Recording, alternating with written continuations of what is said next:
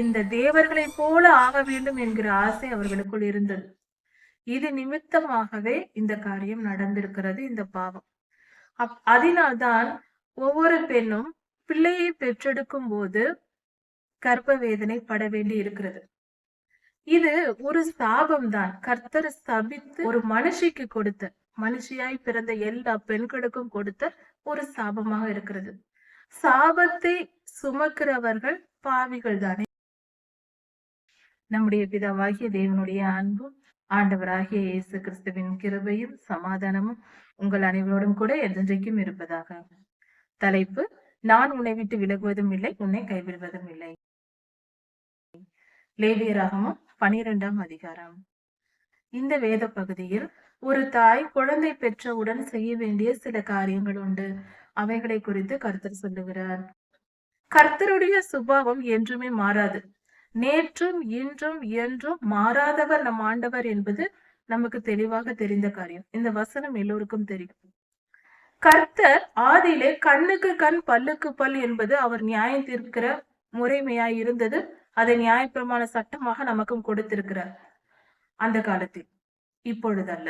அப்படியானால் கர்த்தர் கண்ணுக்கு கண் பல்லுக்கு பல் என்று நியாயம் தீர்க்கிறவராய் இருக்கிறார். அப்படி பார்க்கும்போது ஆதியிலே ஏவாள் அம்மாவுக்கு கொடுத்த சாபம் ஒரு குழந்தை பேற்றை குறித்து சபிக்கப்பட்டது என்றால், குழந்தை பேற்றுக்காக அவர்கள் ஏன் இந்த சாபத்தை, ஏவாள் அம்மா ஏன் இந்த குறிப்பிட்ட சாபத்தை பெற்றுக்கொண்டார்கள்? இதற்கு காரணம் என்ன என்றால், ஆதியாகமம் 3ஆம் அதிகாரம் 5ஆம் வசனத்தில் சொல்லப்பட்டிருக்கிறது. ஏவாள் அம்மாவை வஞ்சிக்கும் போது பாம்பிற்குள் இருந்து, சர்ப்பத்திற்குள் இருந்த சாத்தான் பேசுகிறான், நீ இந்த பழத்தை பறித்து புசித்தால் தேவர்களைப் போல இருப்பீர்கள் என்று. தேவர்கள் என்னப்படுபவர்கள் அந்த காலத்தில் ஆதாம் ஏவாள் இருக்கும்போது இந்த பூமியில் அவர்கள் இருந்தார்கள்.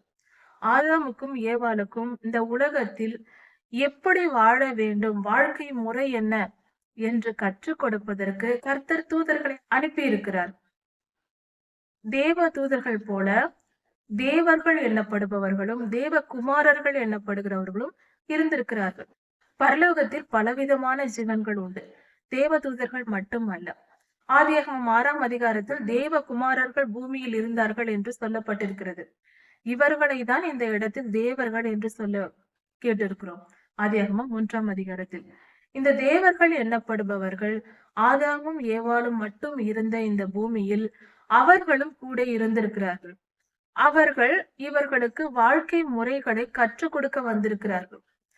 அப்படி பார்க்கும்போது இதற்கான ஆதாரம் தான் ஆதியாகமம் 6ஆம் அதிகாரத்தில் இருக்கிறது. தேவகுமாரர்கள் பூமியில் இருந்தார்கள் என்று. இந்த தேவர்கள் எண்ணப்படுபவர்கள் மனிதர்களைப் போல குடும்ப வாழ்க்கை வாழ்கிறவர்கள், பிள்ளைகளை பெற்று குடும்பமாக வாழ்கிறவர்கள்.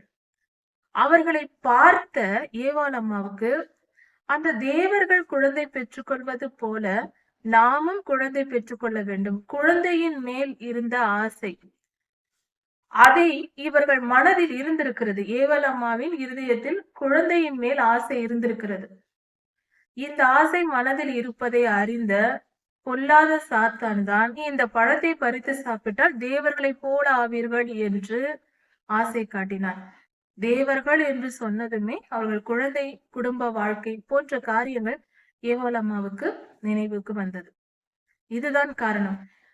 ஏவாள் அம்மாவின் இருதயத்தில் எப்படிப்பட்ட இச்சை இருக்கிறது என்பதை புரிந்து கொண்டு அந்த இச்சையை தூண்டி இந்த பழத்தை சாப்பிட வைத்தது சாத்தானின் தந்திரம். ஏவாள் அம்மா ஏற்கனவே பழங்களை எல்லாம் சாப்பிட்டு சந்தோஷமாக தான், அதற்கு முன்பாக சந்தோஷமாக தான் இருந்திருக்கிறார்கள். அவர்கள் பசியோடு இருக்கவில்லை. இவன் சொன்னதும் அந்த பழத்தை சாப்பிடுவதற்கு அவர்கள் திருப்தியாக பறித்து புசித்து மற்ற கனிகளால் திருப்தியாக தான் இருந்தார்கள். இந்த தேவர்களை போல ஆக வேண்டும் என்கிற ஆசை அவர்களுக்குள் இருந்தது. இது நிமித்தமாகவே இந்த காரியம் நடந்திருக்கிறது, இந்த பாவம். அதனால்தான் ஒவ்வொரு பெண்ணும் பிள்ளையை பெற்றெடுக்கும் போது கர்ப்ப வேதனை பட வேண்டி இருக்கிறது. இது ஒரு சாபம் தான். கர்த்தர் சபித்து ஒரு மனுஷிக்கு கொடுத்த, மனுஷியாய் பிறந்த எல்லா பெண்களுக்கும் கொடுத்த ஒரு சாபமாக இருக்கிறது. சாபத்தை சுமக்கிறவர்கள் பாவிகள் தானே. அதனால்தான் லேவியராகமம் 12ஆம் அதிகாரத்தில் குழந்தை பெற்ற பின்பு பாவ நிவாரணம் செய்யப்பட வேண்டும். அந்த சாபம் நீங்கிவிட்டது.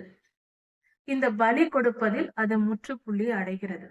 ஒரு குழந்தையை பெற்றுவிட்டோம் என்றால் ஒரு மனம் ஒரு பெரிய சாதனை செய்து முடித்து விட்டோம், ஒரு பெரிய பாரம் முடிந்தது என்ற ஒரு உணர்வு ஒவ்வொரு பெண்ணுக்கும் வரும். அந்த 10 மாதம் அளவும் எப்பொழுது இந்த குழந்தையை பெற்றெடுத்து நாம் நாம் அதுக்கு ஒரு முடிவு வரும் என்று காத்திருக்கிற ஒரு மனநிலை இருக்கும். குழந்தை பெற்ற பின்பு அந்த மனம் ஆறுதல் அடையும். அந்த பாவம் முற்றுப்புள்ளி அடைகிறது பிள்ளை பெற்ற உடனே.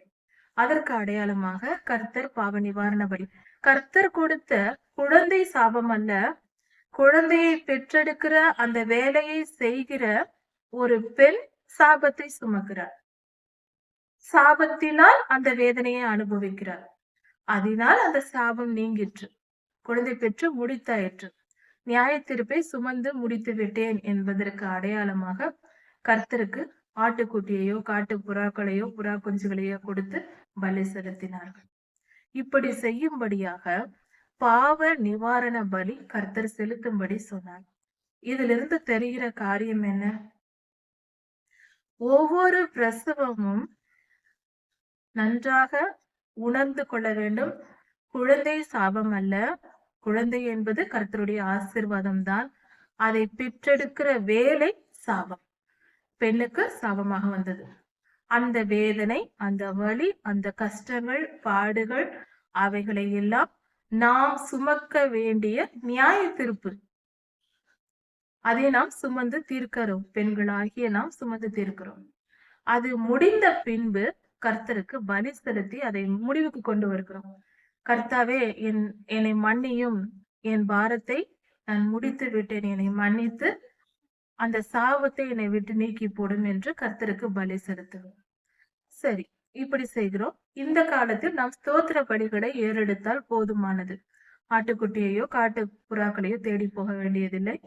எல்லாவற்றையும் கர்த்தர் சிலுவையில் நியாயப்பிரமாணத்தை நிறைவேற்றி முடித்ததினால் நாம் கர்த்தருக்கு ஸ்தோத்திர பலிகளை செலுத்தி நம் ஆவிக்குரிய பலிகளை செலுத்த வேண்டும். அந்த காலத்தில் மாம்சத்தின்படி பலி செலுத்தப்பட்டது.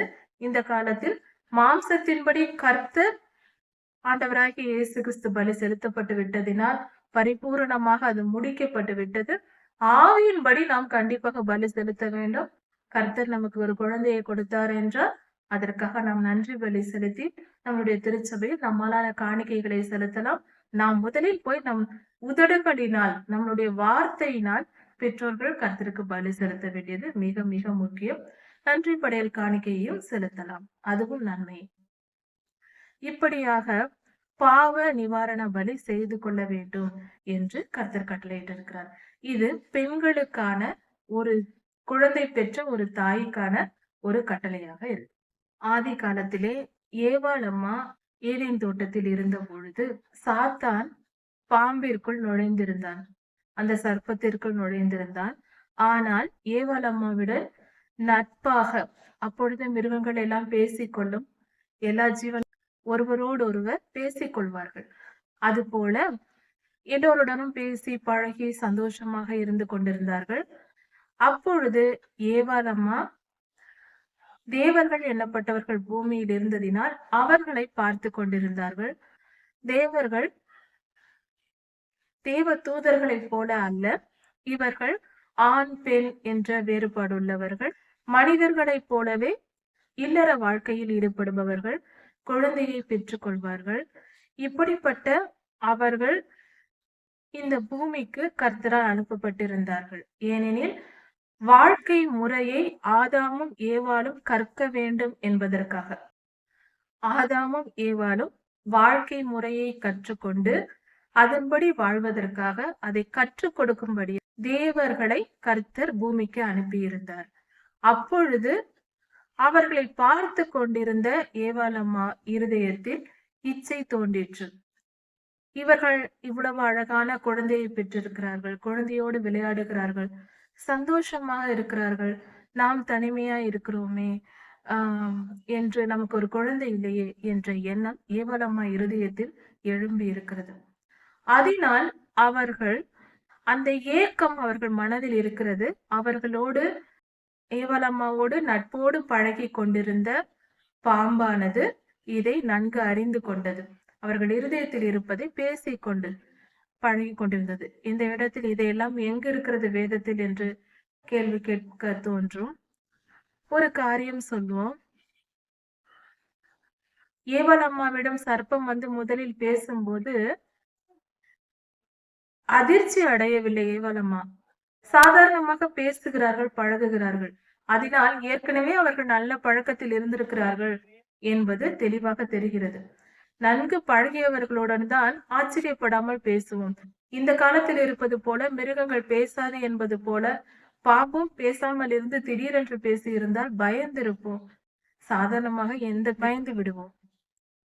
அது போலதான் நடந்திருக்கும். ஆனால் அப்படி இல்லை. சகஜமாக எல்லோருடனும் எல்லா மிருகங்களும் பேசிக் கொண்டிருந்தன. ஏவல் அம்மாவுக்கு நன்கு ஒரு தோழனாக தான் பாம்பு இருந்தது.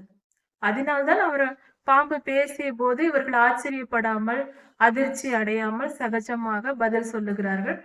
பாம்பு சொன்னதையும் கேட்டு விட்டார்கள், கேட்டு நடக்கிறார்கள். அப்படி என்றால் இவர்கள் இருவருக்கும் உள்ள பாம்புக்கும் ஏவல் அம்மாவுக்கும் நல்ல ஒரு நட்புறவு இருந்திருக்கிறது.